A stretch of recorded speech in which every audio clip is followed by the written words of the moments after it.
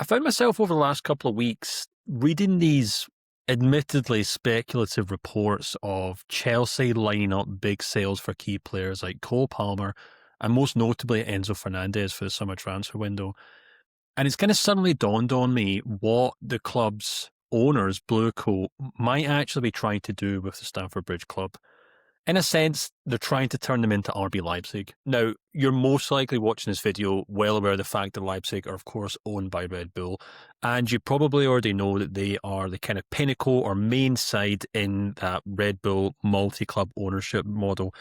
All the best players from Salzburg, all the best players from New York, and all the other kind of affiliate and sister clubs kind of funnel their way up to Leipzig. And as a result, the Bundesliga side relatively comfortably every season finishing the top four in the German top flight. What most people don't actually know is that Red Bull do not write a blank check for Leipzig each and every season. The Bundesliga club have to cut their cloth accordingly, and that's why we do see them selling big stars each and every summer. You know, your Dominic Szoboszlais, your Benjamin Sesko's, Chris Nkunku's, all those guys leave Leipzig at the peak of their powers, because they want to try themselves at a higher level. Most of them want to play in the Premier League, Real Madrid, Barcelona, etc., etc. But also because Leipzig want to make money. Leipzig have to make money. And as a result, they are forever stuck in this kind of mode of being the third or fourth best team in Germany. But crucially, that's where Leipzig and Red Bull want the club to be, because the business model of Leipzig isn't about winning league titles. It's not about challenging for the Champions League. It's not even really about winning the German Cup, even though they do tend to do that from time to time. It's about taking the players that their sister clubs scout and develop, funnel them back up to a top 5 league where they can showcase these players to the rest of the world. Then clubs like Manchester United, Manchester City come along and buy these players. Leipzig makes money.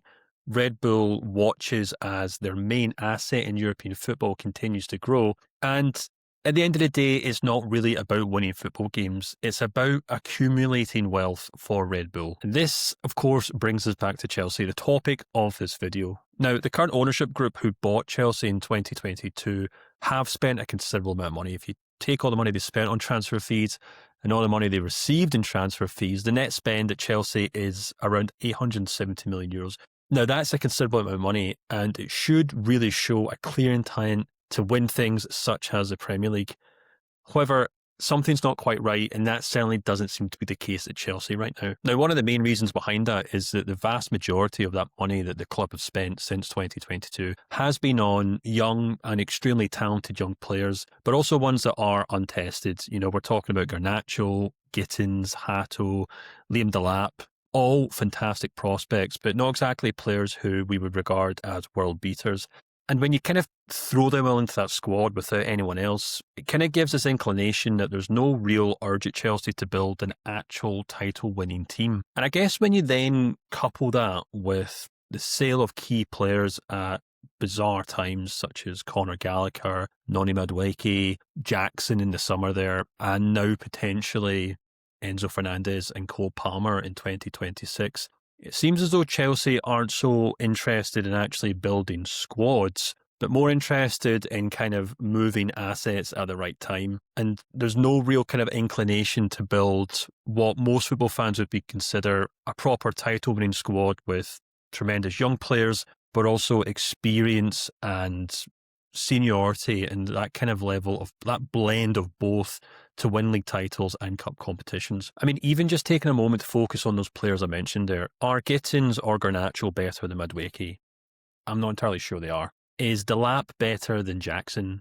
I'm not entirely sure he is. And if you kind of stipulate that throughout the entire squad, it doesn't feel as though Chelsea are actually working towards making a better squad. It feels like they're just moving players on and replacing them, and we're kind of stuck in this kind of situation where the club never seems to get any better, the squad never seems to get any better, they don't seem to be moving towards any sort of sporting target on the near horizon. This to me was evident throughout Enzo Maresca's time at the club. There's been reports that there was many as 4 or 5 sporting directors at the club which he had to take instructions from. He also had to take instructions from the medical department, reportedly, over who could and couldn't play each and every week. And he was very public about his frustration about the lack of a ready-made replacement for Levy Colwell, who picked up a long-term injury back in August. It felt to me throughout the entire time that he struggled to come to terms with the fact that he was trying to build a squad to win things on the pitch, but the club weren't particularly interested in that at all. And who did Chelsea then turn to replace Maresca? But Liam Rosenior, a BlueCo company man.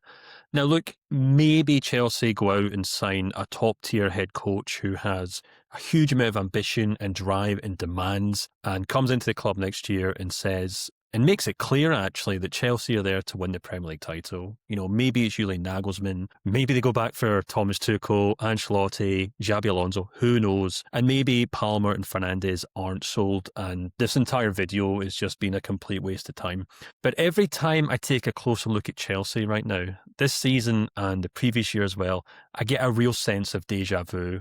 And I get that because I've been covering RB Leipzig since they came on the scene in German football. I guess as far as I can tell, Chelsea just do not seem like a club that are particularly interested in challenging for the Premier League title. By all means, they'll compete for cup competitions and they'll thoroughly enjoy being in the Champions League and going on European runs. But like Leipzig, they're far more interested in being the third or fourth best team in their country. They want to qualify for the Champions League. They want to develop and sell players. They're there to maximise profits and to continue developing and growing their assets. It's about finance, not football. And that's the impression I get from Leipzig. And it's also the impression I now get from Chelsea these days.